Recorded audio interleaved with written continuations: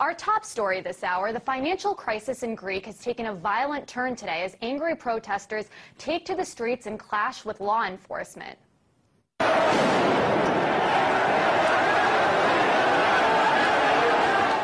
Greek police were forced to use tear gas grenades to disperse an angry mob of rioters in Athens. Protesters even set a bank building on fire, killing 3 people inside.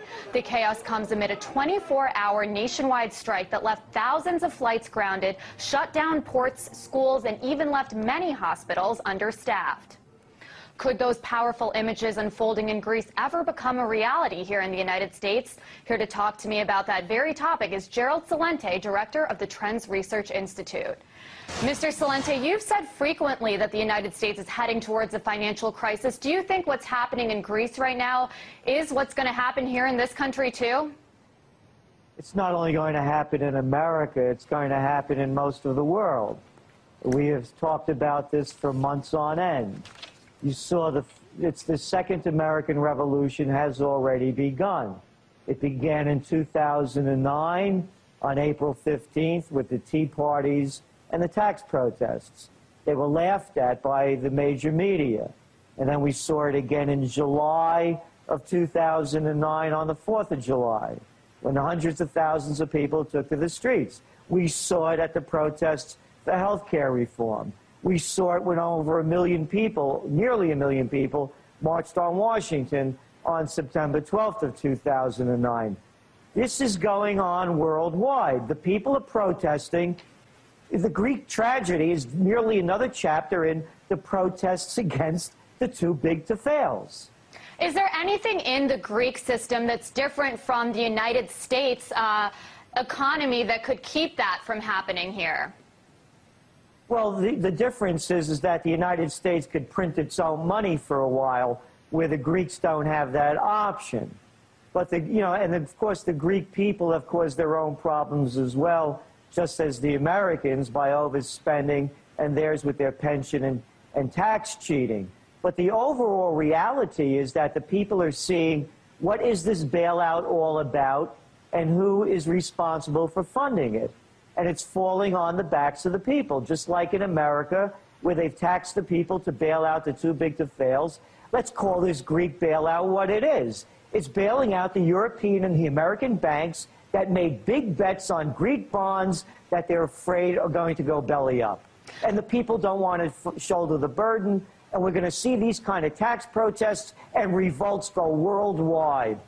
You know, right now officials keep saying that we're heading out of this recession and that things are getting better. So why do you think that things will get that bad when it seems like every day on the news these people are coming out and saying, you know, this will never happen here in this country? It's a temporary bailout, as we said. The United States in 2009 and early 2010 has spent, lent, and guaranteed over $11 trillion. This is fake money. It's phantom money printed out of thin air, backed by nothing, and not worth the digital money. It's not digital paper. It's not printed on. So we're going to see this collapse as the stimulus collapses. That's what happened in Europe as they started to unwind the stimulus, as they attempted to raise interest rates. The economies start to fail. We're going to see it in Spain. We're going to see it in Portugal. We already see it in Latvia, the Ukraine, in Hungary, in Ireland. It's going global. There's no stopping it, and the people are going to revolt. This is a classic example of what happens throughout history as the too rich get too much and the rest of the people are taxed to pay for their overindulgences. You know, it seems like aside from the Tea Partiers that you mentioned, and it's really hard to ignore them, we're not really seeing a massive public movement or outrage against bankers or anything like that in this country. I mean, in comparison to what's going on in Greece right now, do you think people are apathetic or they don't really know what's going on? And do you think we will see a 180 and perhaps things might get violent like they are, you know, what's going on right now in Greece too? In 2007, in our Trends Journal, where we forecast the top trends of the coming year, we had predicted tax protests. We called it the coalition of the cash strap. Back in winter of 2007, you could have bet that all odds that Americans would have never gotten off their lazy boys and out onto the streets. This is just the beginning. As conditions worsen, as unemployment goes up, as more money is needed to bail out failing firms, you're going to see the same things happening in the United States that are going on in Greece. And again, it's going global.